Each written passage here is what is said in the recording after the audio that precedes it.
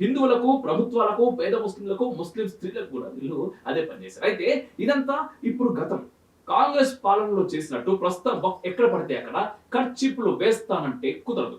వక్ఫ్ బోర్డుల్లో డబ్బు, అధికారం, సామాజిక హోదా ఉన్న ముస్లిం నేతలతో పాటు హిందువులు, ముస్లిం స్త్రీలు, ముస్లిం మతంలోని వెనకబడ్డ వర్గాల వారు ఇలా అందరూ ఉంటారు.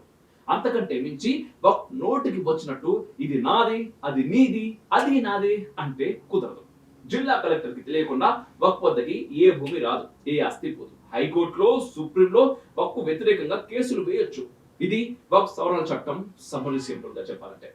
మనకైతే అంతా బాగానే ఉంది. కానీ హిందువుల్ని తిడుతూ, అవమానిస్తూ కుంభమేళాలో స్నానం చేయని సెక్యులర్ నేతలకి గొంతులో వెలక్కాయ పడట్టయింది.